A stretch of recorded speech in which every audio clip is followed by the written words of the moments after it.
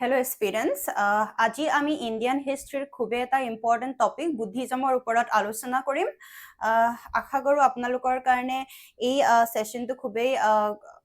Beneficial হ'ব। আমি দেখিবলৈ পাওঁ যে প্ৰায়বিলাক পৰীক্ষাতে বুদ্ধিজম বা জেনিজমৰ পৰা বা বুদ্ধিজমৰ পৰা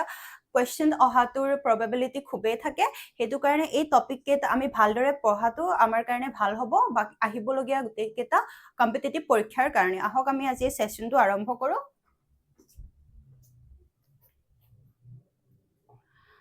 সো আমি বুদ্ধিজমৰ গোটেই ৰিলিজনটোৰ ওপৰত কি হয়, তাত কি কি আছে সেইখিনি আলোচনা কৰাৰ আগতে আমি জানিব লাগিব ইয়াৰ বেকগ্ৰাউণ্ডটো, মানে কি কাৰণে এটা বুদ্ধিজম বুলি নতুন এটা বিশ্বাসৰ আৰম্ভণি হ'ব লগা হ'ল, কি কি অসুবিধা হৈছিল, কি কি কাৰণত এই বুদ্ধিজমটো এমাৰ্জ হৈছিলে বা এই বুদ্ধিজমৰ ডেভেলপ হৈছিলে। ঠিক আছে, সো বেকগ্ৰাউণ্ড, ৰাইজ of Buddhism 6th century BC. Buddhism emerged as part of the Shramana movement in the 6th century BC in the Middle Gangetic Plains. So, কি কৈছে? খ্ৰীষ্টপূৰ্ব 6ষ্ঠ শতিকাত মধ্যগংগা উপত্যকাত শ্ৰমণ আন্দোলনৰ অংশ হিচাপে বৌদ্ধ ধৰ্মৰ উত্থান ঘটিছিল। সো কেতিয়া এই বৌদ্ধ ধৰ্মৰ উত্থান হৈছিল বুলি কৈছে? 6th century BC ইত। ঠিক আছে, খ্ৰীষ্টপূৰ্ব 6ষ্ঠ শতিকাত, খ্ৰীষ্টপূৰ্ব 6ষ্ঠ শতিকাত 6th century BC ইত এই বৌদ্ধ ধৰ্মৰ উত্থান হৈছিলে ইন গেংগেটিক প্লেইনছ বা গংগা উপত্যকা শ্ৰমণ আন্দোলনৰ অংশ হিচাপে আৰম্ভ হৈছিলে। শ্ৰমণ আন্দোলনৰ অংশ হিচাপে বৌদ্ধ ধৰ্মৰ উত্থান ঘটিছিলে। নেক্সট চাওঁ যে আমি, ঠিক আছে, আমি গম পালো যে 6th century BC ত বৌদ্ধ ধৰ্ম আৰম্ভ হৈছিলে, উত্থান হৈছিলে। ঠিক আছে, 6th century BC ত বৌদ্ধ ধৰ্মৰ উত্থান হৈছিলে বা বুদ্ধিজম এমাৰ্জ হৈছিলে। কি কি কাৰণৰ ফলতনো কি হৈছিলে, কি কাৰণে এটা নতুন ধৰ্মৰ আৰম্ভণিৰ কথা ভাবিলে সেই সময়ত, তাৰ আমি বেকগ্ৰাউণ্ডটো চাম, কজেছ খিনি চাম, তাৰ কাৰণখিনি চাম। তো কাৰণখিনি কি দিয়া আছে? Complexity of Vedic rituals, dominance of Brahmins, costly sacrifices, social inequalities, use of Sanskrit not understood by common people, growth of towns, trade, and new social groups needing a simpler religion. So আমি যদি অসমীয়া চাওঁ, উত্থানৰ কাৰণসমূহ, কি কাৰণত এটা নতুন ধৰ্মৰ উত্থান হ'বলগীয়া হ'ল, তাৰ কাৰণসমূহ হৈছে সেই সময়ত বৈদিক আচাৰ নীতিৰ জটিলতা, ব্ৰাহ্মণসকলৰ আধিপত্য, ব্যয়বহুল যজ্ঞ, সামাজিক অসমতা, সংস্কৃত ভাষাৰ ব্যৱহাৰ, নগৰীকৰণ আৰু বাণিজ্যৰ প্ৰসাৰ। সো এইখিনিতে মই এটা ক'ব বিচাৰো যে বেকগ্ৰাউণ্ড বুলি ক'লে আমি কোনখিনি সময়, যিহেতু আমাক কয় যে 6th century BC ত বৌদ্ধ ধৰ্মৰ উত্থান হৈছিলে, তাৰ আগৰ সময়খিনি কেনেকুৱা আছে? তাৰ আগৰ সময়খিনি কি আছিলে? ভেদিক এৰা আছিলে। সেই ভেদিক এৰাৰ আগত কি আছিলে? Indus valley civilisation. যেতিয়া ইণ্ডাছ ভেলী চিভিলাইজেশ্যনৰ, হিন্দু সভ্যতাৰ যেতিয়া ডিক্লাইন হৈছিলে, ইণ্ডাছ ভেলী চিভিলাইজেশ্যনৰ যেতিয়া ডিক্লাইন হৈছিলে, তাৰপিছত ভেদিক এৰা আহে। ভেদিক এৰাৰ সময়ত আমি যদি চাওঁ যে এইখিনি তাতে আমি বস্তু বহুত দেখিবলৈ পাইছিলো যে complexity of Vedic ritual. Vedic এৰাত কি আছে? কমপ্লেক্সিটি অফ ভেদিক ৰিচুৱেলছ বিলাক খুবেই জটিল আছিলে, বৈদিক আচাৰ নীতিৰ জটিলতা, ভেদিক ৰিচুৱেলছ বিলাক খুবেই জটিল আছিলে, যাৰ ফলত নেকি মানুহে সেইটো ফলো কৰিব পৰা নাছিলে ভালকে। ব্ৰাহ্মণসকলৰ আধিপত্য, ব্ৰাহ্মণসকলৰ বহুত পাৱাৰ হৈছিলে। ভেদিক এৰাত কি হৈছিলে? গোটেইখিনি পাৱাৰ ব্ৰাহ্মণসকলৰ হাততে আছিলে, যিহেতু তাতে কাষ্ট বেছ ডিছক্ৰিমিনেশ্যনো বহুত আছিলে। তো কেনেকুৱা আছিলে? ব্ৰাহ্মণ, ক্ষত্ৰিয়, দেন বৈশ্যাস এণ্ড শূদ্ৰাছ, তেনেধৰণে কাষ্ট বিলাকো ভাগ কৰা আছিলে, আৰু ব্ৰাহ্মণখিনি সকলোতকৈ ওপৰত থাকিছিলে। ব্ৰাহ্মণসকলৰ আধিপত্য, তেওঁলোকে যেনেকে ভাবে, যি কয় সেইটোৱে হৈছিলে। সেইখিনি টাইমত ব্যয়বহুল যজ্ঞ হৈছিলে। সেই যজ্ঞবিলাক বহুত ব্যয়বহুল আছিলে। সাধাৰণ মানুহে সিমানখিনি ব্যয়বহুল যজ্ঞ কৰাৰ ক্ষমতা নাছিলে। সামাজিক অসমতা, জাতিভেদ প্ৰথাৰ কঠোৰতা, যিহেতু মই ক'লোৱে যে জাতিভেদ খুব দেখা গৈছিলে ভেদিক এৰাত, চ' সেইটো এটা কাৰণ আছিলে। সংস্কৃত ভাষাৰ ব্যৱহাৰ, তাৰ যোনবিলাক ধৰ্মৰ প্ৰচাৰ আছিল বা তাতে যোনখিনি পুথি আছিলে যি তাতে হৈছিলে ধৰ্মৰ ওপৰত ৰিলেটেড সকলোখিনি যিমান যিমান লিখা মেলা যিমানখিনি যি হৈছিলে চব সংস্কৃত ভাষা ব্যৱহাৰ হৈছিলে যোনটো নেকি সাধাৰণ মানুহ যোনবিলাক কমন পিপল আছিলে তেওঁলোকে বুজি পোৱাত অসুবিধা হৈছিলে নগৰীকৰণ আৰু বাণিজ্যৰ প্ৰসাৰ হৈছিলে নগৰীকৰণ হৈছিলে growth of towns, trade and new social groups এইবিলাকৰ গ্ৰোথ হোৱাৰ পিছত needing a simpler religion যেতিয়া জেগা এটা টাউন বা ট্ৰেড এইবিলাক গ্ৰোথ হয় তেতিয়া কি হয় সেই মানুহবিলাকক কি লাগে a simpler religion এই গোটেই কেইটা কাৰণ আছিলে যাৰ ফলত নেকি আমি দেখিবলৈ পাওঁ যে 6th century BC ৰ আশে-পাশে এটা নতুন ধৰ্মৰ উত্থান আমি দেখিবলৈ পাওঁ হেতু হৈছে বৌদ্ধ ধৰ্ম বা বুদ্ধিজম ঠিক আছে সো কি কাৰণবিলাক সুধিলে আমি ক'ব পাৰিম নে বৈদিক আচাৰ নীতিৰ জটিলতা ব্ৰাহ্মণসকলৰ আধিপত্য ব্যয়বহুল যজ্ঞ সামাজিক অসমতা জাতিভেদ প্ৰথাৰ কঠোৰতা সংস্কৃত ভাষাৰ ব্যৱহাৰ নগৰীকৰণ আৰু বাণিজ্যৰ প্ৰসাৰ ওকে সো আমিতো গম পালো যে বৌদ্ধ ধৰ্ম কেতিয়া আৰম্ভ হৈছিল আৰু তাৰ ব্যাকগ্ৰাউণ্ডটো কলো যে কি কাৰণে আৰম্ভ হৈছিল কোনখিনি সময় তাৰ আগৰ সময়খিনি কেনেকুৱা আছিল ইন্দাস ভ্যালিৰ পৰা যদি আমি চাওঁ ইন্দাস ভ্যালিত খুব এটা ভাল নগৰীকৰণৰ ব্যৱস্থা আছিল তাতে ভাল আছিল তাৰ পিছত ভেদিক এৰা আহিলে ভেদিক এৰাত আমি খুব এটা ডিসক্ৰিমিনেশনৰ কথা জানিব পাৰো ভেদিক এৰাৰ বিষয়ে তাৰ ফলত মানুহবিলাক সেই সিস্টেমটোৰ ওপৰত মানুহবিলাক সুখী নাছিলে সেই সিস্টেমটোৰ লগত সুখী নাছিলে সো এই কাৰণবিলাকৰ ফলতে মানুহবিলাকৰ মনত এটা চিন্তাধাৰাৰ উদ্ভৱ হ'ল যে তেওঁলোকক এটা নতুন ধৰ্ম সিম্পল যোনটো ভেদিক ৰিচুৱেলতকৈ সিম্পলাৰ এটা ধৰ্ম তেওঁলোকে যাতে ফলো কৰিব পাৰে তাৰ কাৰণে এটা নতুন ধৰ্মৰ চিন্তা চৰ্চা তেওঁলোকে আৰম্ভ কৰিছিলে সো তাৰ আগতে আমি যদি সেই বৌদ্ধ ধৰ্মৰ ভিতৰলৈ যোৱাৰ আগতে বৌদ্ধ ধৰ্মৰ প্ৰতিষ্ঠাপক গৌতম বুদ্ধৰ বিষয়ে জীৱনৰ বিষয়ে আমি অলপ আলোচনা কৰিম যেহেতু তেখেতৰ ওপৰতো কোৱেশ্চন অহাৰ সম্ভাৱনা আছে যেহেতু এটা গুৰুত্বপূৰ্ণ ধৰ্ম তেওঁ আৰম্ভ কৰিছিলে আৰু এই গোটেই ধৰ্মটোৱে গৌতম বুদ্ধৰ ওপৰত বেসড হয় সো আমি তেখেতৰ বিষয়ে পঢ়াটো ইয়াত খুবেই ইম্পৰ্টেন্ট হ'ব So events and details আমি এটা টেবুলাৰ ফৰ্মত ইয়াতে মই লিষ্ট কৰিছো যাতে আমাৰ পঢ়াত বা মনত ৰখাত সুবিধা হয় ঠিক আছে সো বাৰ্থ কেতিয়া তেখেতৰ জন্ম হৈছিল 563 BC Lumbini present day Nepal in Shakya clan তেওঁৰ জন্ম হৈছিল 563 BC লুম্বিনীত জন্ম হৈছিল parents king Suddhodana and queen Mahamaya childhood name Siddhartha and married Yashodhara son Rahul তো তেওঁ Yashodharaৰ লগত বিয়া হৈছিল তেওঁৰ পত্নীৰ নাম Yashodhara আছিল আৰু son আছিল তেওঁৰ এজন পুত্ৰ আছিল সেই পুত্ৰজনৰ নাম আছিল Rahul সো তেওঁৰ চাইল্ডহুড নেম বুদ্ধটো তেখেতক পাছত দিয়া নাম তেওঁৰ যোনটো নাম আছিল চাইল্ডহুড নেম হেতু আছিল সিদ্ধাৰ্থ আহিব পাৰে যে what was the childhood name of Buddha Gautam Buddha তো কি হ'ব সিদ্ধাৰ্থ তেখেতৰ পেৰেন্টছৰ নাম সো তেওঁ কেতিয়া জন্ম হৈছিল 563 BC Lumbini present day Nepal in Shakya clan কি ক্লেনত জন্ম হৈছিল হেতু কোৱেশ্চন আহিব পাৰে তেওঁ কি ক্লেনত জন্ম হৈছিল সাক্য ক্লেনত জন্ম হৈছিল ক'ত জন্ম হৈছিল লুম্বিনী বৰ্তমান ক'ত আছে নেপালত আছে ঠিক আছে সো এইখিনি যদি অসমীয়া চাওঁ জন্ম খ্ৰীষ্টপূৰ্ব 563 লুম্বিনী বৰ্তমান নেপাল শাক্য বংশত ৰজা শুদ্ধোধন আৰু ৰাণী মহামায়া শৈশৱৰ নাম সিদ্ধাৰ্থ এণ্ড বিবাহ যশোধৰাৰ সৈতে বিবাহ পাশত আবদ্ধ হৈছিল আৰু পুত্ৰৰ নাম ৰাহুল ঠিক আছে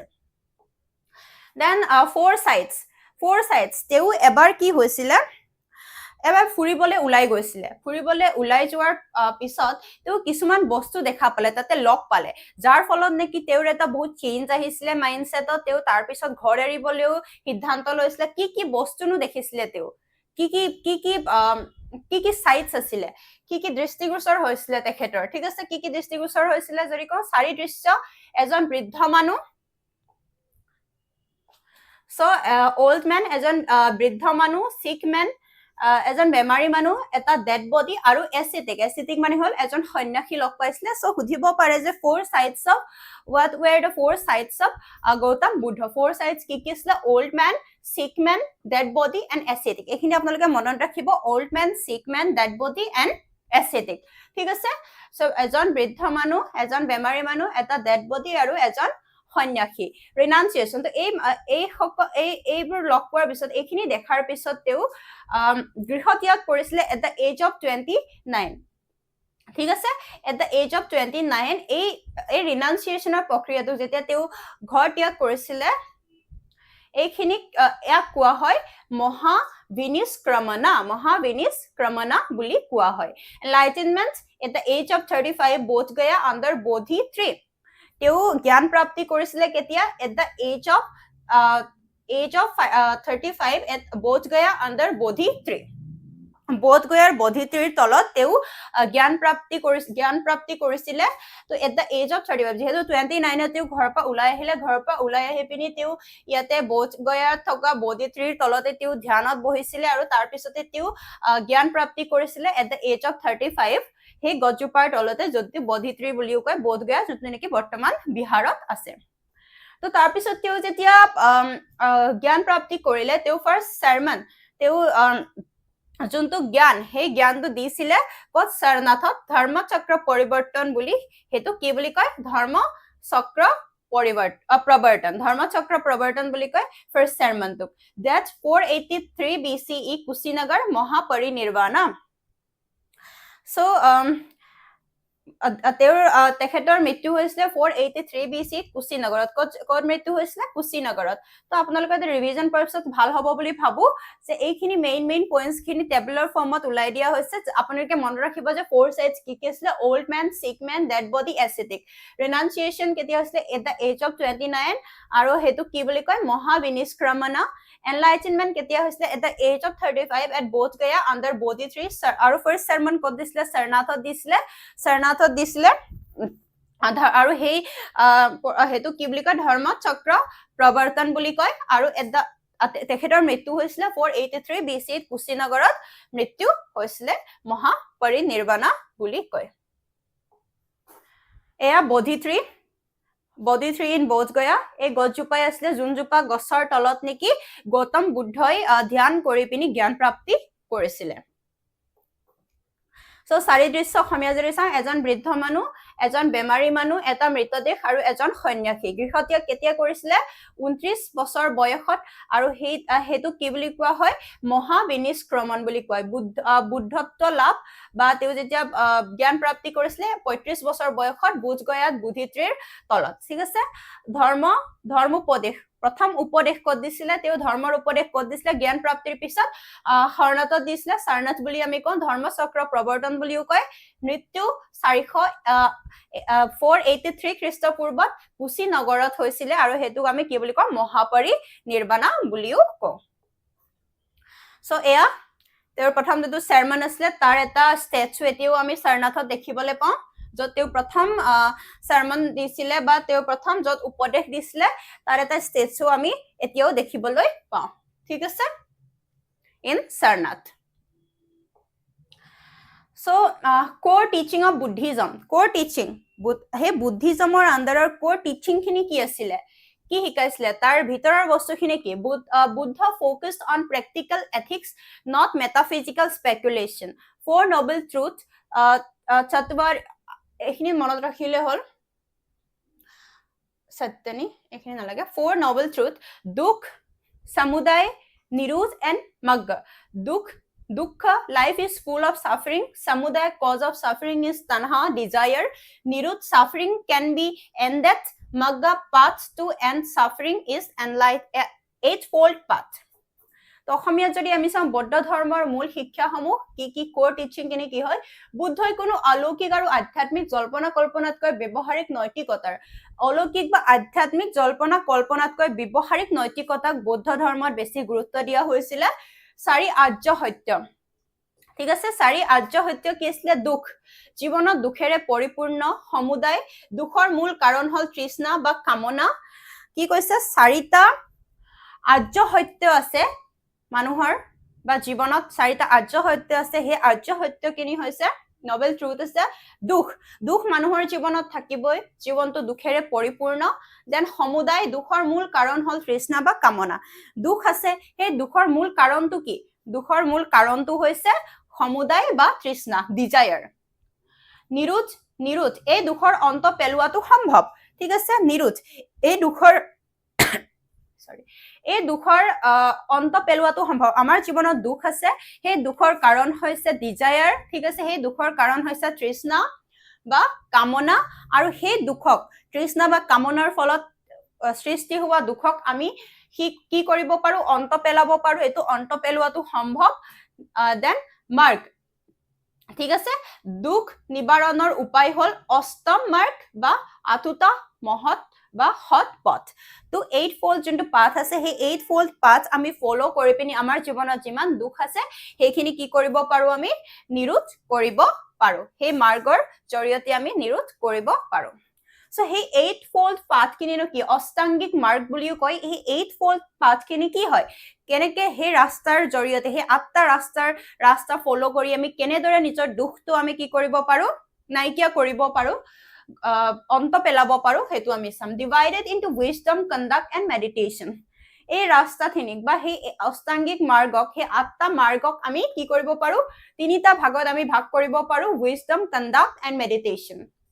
উইজডমত যদি চাওঁ আমি right view right intention moral conduct বা কন্ডাক্টৰ আমি যদি চাওঁ right speech right action right livelihood mental ডিসিপ্লিনত যদি চাওঁ right effort right mindfulness and right concentration so অসমীয়াত যদি আমি এটুকে চাওঁ এ হয় 8 fold পাথ এটা চক্ৰত আতুটা যোনটো অষ্টাংগিক মাৰ্গ আছে এটো ইয়াতে ৰিপ্ৰেজেন্ট কৰা আছে right view right intention right speech right action right livelihood right effort right concentration and right mindfulness so ইয়াতে কি আছে অষ্টাংগিক মাৰ্গ প্ৰজ্ঞা শীল আৰু সমাধি এই তিনিটা ভাগত বিভক্ত আৰ্য অষ্টাংগিক মাৰ্গ ঠিক আছে প্ৰজ্ঞা উইজডম কি আছে সম্যক দৃষ্টি ৰাইট ভিউ সত্যক সঠিকভাৱে উপলব্ধি কৰা ৰাইট ভিউ কি কৈছে আমি সত্যক সঠিকভাৱে উপলব্ধি কৰিব লাগিব বুলি কৈছে ঠিক আছে তাৰ ফলত আমি কি কৰিব পাৰো সত্যটোক দেখা পাব পাৰো যে সত্য আসলতে কি হয় তো ৰাইট ভাৱে আমি চাব লাগিব শুদ্ধ আৰু নিৰ্মল মানসিক ইচ্ছাৰ উদ্দেশ্য আমাৰ যোনটো ইন্টেনশন থাকিব ৰাইট ইন্টেনশন বা সম্যক সংকল্প শুদ্ধ আৰু নিৰ্মল মানসিক ইচ্ছা বা উদ্দেশ্য থাকিব লাগিব হিল আৰু নৈতিক আচাৰ আচৰণ মৰেল কন্ডাক্ট কি হ'ব লাগে আমাৰ সম্যক বাক ৰাইট স্পীচ সত্য আৰু মধুৰ বচন আমি সদায় সত্য কথা ক'ব লাগে আৰু মধুৰ বচন দিব লাগে ঠিক আছে আমি কেনেকুৱা ৰাইট স্পীচ কি হয় ৰাইট স্পীচ মানে আমি সদায় সত্য কথা ক'ব লাগে ৰাইট একশন হট আৰু অহিংস কৰ্ম তো আমি সদায় হট কাম কৰিব লাগে তাৰ ফলত আমাৰ কি হ'ব আমাৰ দুখ শেষ হোৱাৰ সম্ভাৱনা আছে সম্যক আজীৱন ৰাইট লাইভলিহুড শুদ্ধ আৰু নৈতিক উপায়েৰে জীৱিকা নিৰ্বাহ শুদ্ধ আৰু নৈতিক উপায়েৰে আমি জীৱন যাপন কৰিব লাগে এটো এটা হল এটা মাৰ্গ এটো এটা ৰাস্তা যাৰ যোনটোৰ দ্বাৰা নেকি আমি নিজৰ জীৱনত হোৱা দুখসমূহ আঁতৰাব পাৰো ঠিক আছে অন্ত পেলাব পাৰো সমাধি মেডিটেশন তো সম্যক ব্যায়াম ৰাইট এফৰ্ট কুপ্ৰবৃত্তি ৰোধ কৰিবলৈ কৰা প্ৰচেষ্টা ৰাইট এফৰ্ট যোনবিলাক আমাৰ কুপ্ৰবৃত্তি আছে আমি যদি বেয়া কাম কিবা বেয়া হৈ আমাৰ লাইফত আছে সেইখিনি সেই বেয়া কামখিনি বা কুপ্ৰবৃত্তি আমি ৰোধ কৰিবলৈ প্ৰচেষ্টা কৰাটো ভাল ঠিক আছে সম্যক স্মৃতি ঠিক আছে ৰাইট মাইন্ডফুলনেস সজাগতা আৰু সচেতনতা আমাৰ জীৱনত কি থাকিব লাগিব সজাগতা আৰু সচেতনতা সম্যক সমাধি ৰাইট কনসেন্ট্ৰেশন মনৰ একাগ্ৰতা বা ধ্যান ৰাইট কনসেন্ট্ৰেশন কি হল মনৰ একাগ্ৰতা বা ধ্যান সো আমাৰ এই আঠটা ৰাস্তা কি হল right view right intention right speech আৰু কি থাকিব right view right intention right speech right action right livelihood right effort right mindfulness and right concentration এই আঠটা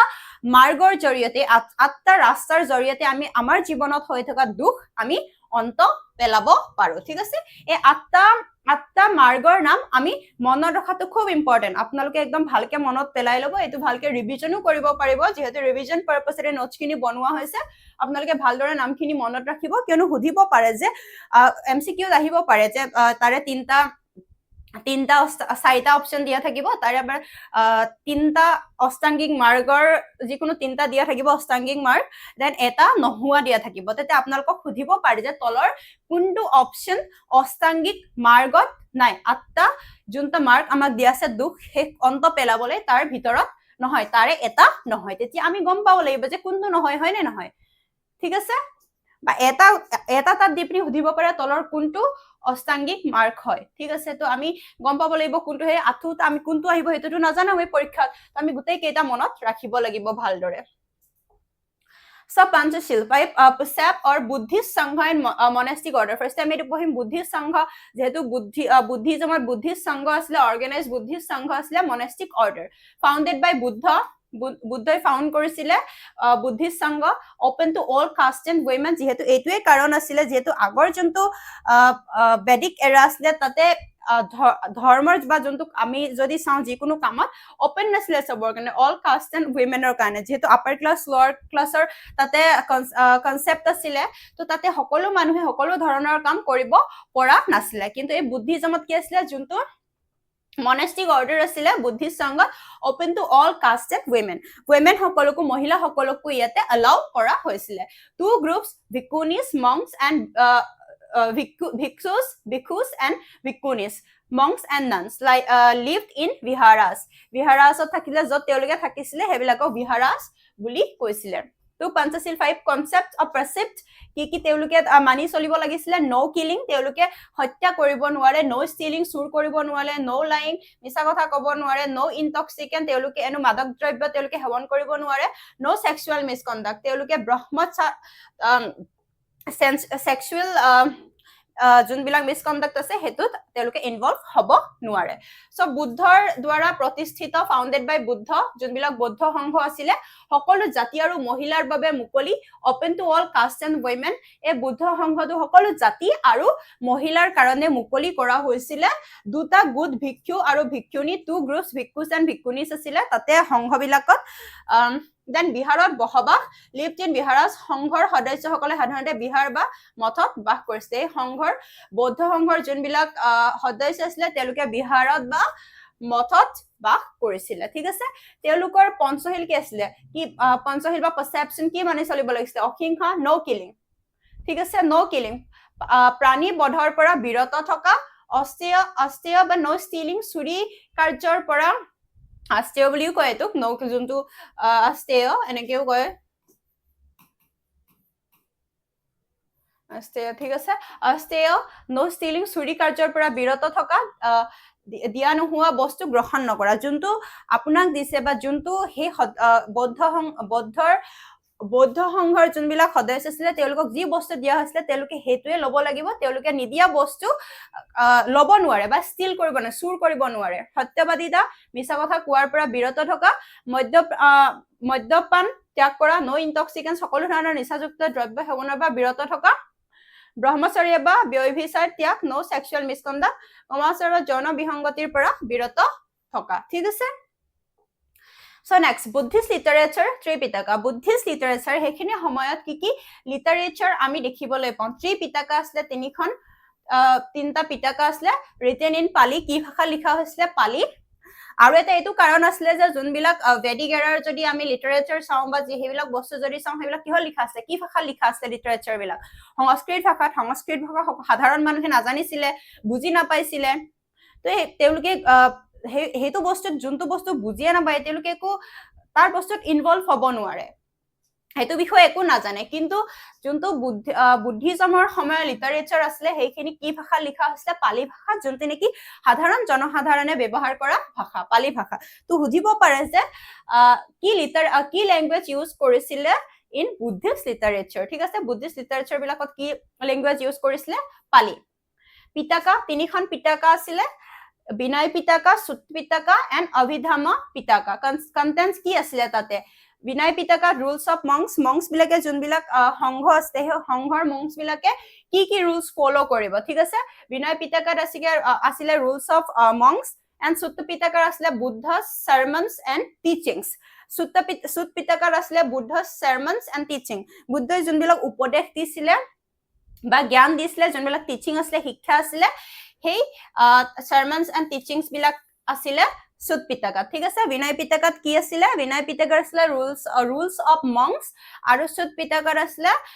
বুদ্ধছ teaching and sermons abhidhamma pitakar asla philosophical analysis of the teaching যোনবিলাক teaching আছিলে তাৰ philosophical analysis কোনটো পিটাকাত পাইছিলে abhidhamma pitaka বৌদ্ধ সাহিত্য বা ত্ৰিপিটকা পালি ভাষাৰ ৰচিত এইটো আলোচনা কৰিলো আমি বিনয় পিটকা আছে ভিক্ষু ভিক্ষুণীসকলৰ পালনীয় নীতি নিয়ম চুত পিটকাত আছিলে বুদ্ধৰ ধৰ্মোপদেশ আৰু শিক্ষা অভিধম্ম পিটকাত আছিলে বুদ্ধৰ শিক্ষাৰ দাৰ্শনিক বিশ্লেষণ So Buddhist councils asile. Councils bilak sarita total Buddhist councils asile first, second, third and fourth. To ইয়াৰ আমি চাম যে যেহেতু এই আমাৰ গোটেই ক্লাছটো ৰিভিজন পাৰপাসত হয় আমি এই হুনকালে আমি এটো ৰিভিজন কৰি পিনি কি কৰিম তাৰ পিছত আমি এমসিকিউ প্ৰেক্টিস কৰিম বুদ্ধিজম আৰু জেনিজমৰ ওপৰত ঠিক আছে এতিয়া আমি বুদ্ধিজম আলোচনা কৰিম তাৰ পিছত আমি জেনিজম আগো ৰিভিজন কৰিম এনেকে তাৰ ৰিভিজন কৰি পিনি আমি দুয়োটা টপিকৰ ওপৰতে আমি এমসিকিউ আলোচনা কৰিম ঠিক আছে So first council kot hoisile place Rajgriha patron kon asile Ajatasatru and key importance asile here compilation of teaching second Vaishali Kalashuka and disputes over discipline third Pataliputra by Ashoka spread of Buddhism and fourth Kashmir Kanishka patron by Kanishka and rise of Mahayana and Hinayana Buddhism ঠিক আছে ইয়াত যদি চাও আমি বৌদ্ধ ধৰ্মীয় পৰিষদসমূহ কেতিয়া কেতিয়া হৈছিল আৰু কোড হৈছিল পৃষ্ঠপোষক কোনে কৰিছিল পৃষ্ঠপোষকতা কোনে কৰিছিল এই গুৰুত্ব কি আছিল প্ৰথম কোড হৈছিল ৰাজগৃহত হৈছিল অজাতশত্ৰুৱে পৃষ্ঠপোষকতা কৰিছিল বুদ্ধ শিক্ষাৰ সংকলন ইয়াতে হৈছিল বুদ্ধ শিক্ষাৰ সংকলন কম্পাইলেচন অফ টিচিং সংকলন যোনবিলাক বুদ্ধৰ শিক্ষা আছে টিচিংছ আছিল হেবিলাকৰ কম্পাইলেচন বা সংকলন এই প্ৰথম যোনটো পৰিষদ আছিল সেই প্ৰথম পৰিষদটোতে কৰা হৈছিল আৰু সেই পৰিষদটো হৈছিল অনুষ্ঠিত হৈছিল স্থান আছিল ৰাজগৃহ আৰু পৃষ্ঠপোষকতা কৰিছিল অজাতশত্ৰুৱে দ্বিতীয় পৰিষদ কেতিয়া হৈছিল বৈশালীত হৈছিল বা বৈশালীত কালচুকে এটো পৃষ্ঠপোষকতা কৰিছিল অনুশাসনৰ বিবাদ নিষ্পত্তি অনুশাসনৰ ওপৰত লাগি পিনি তাতে বিবাদ হৈছিল বুদ্ধিজমৰ মাজতে বিবাদৰ সূত্ৰপাত হৈছিল তৃতীয় কি হৈছিল পাটলিপুত্ৰত হৈছিল সম্ৰাট অশোকে পৃষ্ঠপোষকতা কৰিছিল বৌদ্ধ ধৰ্মৰ প্ৰসাৰ ঠিক আছে বুদ্ধ ধৰ্মৰ প্ৰসাৰ হৈছিল ভালদৰে এখিনি সময়ত চতুৰ্থ কাশ্মীৰ স্থান কত আছিল তো চতুৰ্থ পৰিষদ কত হৈছিল কাশ্মীৰত হৈছিল পৃষ্ঠপোষকতা কোনে কৰিছিল কনিষ্ক আৰু ইয়াতে মহায়ান আৰু হিনায়ান পন্থালৈ বিভাজন হৈছিল যেহেতু ইয়াৰ পৰাই অনুশাসনৰ বিবাদ নিষ্পত্তি আৰম্ভ হৈছিল দ্বিতীয় কাউন্সিলৰ সময়ৰ পৰাই আৰু 4 নম্বৰ কাউন্সিলৰ সময়ত মহায়ানা এণ্ড হিনায়ানা পন্থালৈ বিভাজন হৈছিল Buddhism So sects of Buddhism sects বেলেগ sects আছিল ঠিক আছে বুদ্ধিজমৰ তো এবিলাক মই যদি চাও অসমীয়া জনিছ ধৰ্মৰ বৌদ্ধ ধৰ্মৰ পন্থা বেলেগ পন্থা আছিল বৈশিষ্ট্যনো কি আছিল তাকে আমি চাম হিনায়ানা মহায়ানা এণ্ড বজ্ৰায়না যেটো আমি আগৰ স্লাইডটো কলো যে চতুৰ্থ কাউন্সিলত কি হৈছিল মহায়ানা আৰু হিনায়ানা পন্থালৈ বিভাজন হৈছিল মহায়ানানত কি আছিল কি ইম্পৰ্টেন্স আছিল বা হিনায়ানা কি আছিল হেতু চাম আমি এতিয়া হিনায়ানা আছিল নো আইডল worship personal salvation ঠিক আছে no personal or no idol worship মূৰ্তি পূজা নহৈছিল হিনায়ানা সেক্টত পন্থাত মূৰ্তি পূজা নহৈছিল মহায়ানা আইডল worship বুদ্ধি সত্ত্বা কনসেপ্ট ইয়াতে আইডল worship হৈছিল কত মহায়ানাত হিনায়ানাত মূৰ্তি পূজা নহৈছিল মহায়ানাত মূৰ্তি পূজা হৈছিল ইয়াতে বুদ্ধক ভগৱান হিচাপে তেওঁলোকে কি কৰিছিল worship কৰিছিল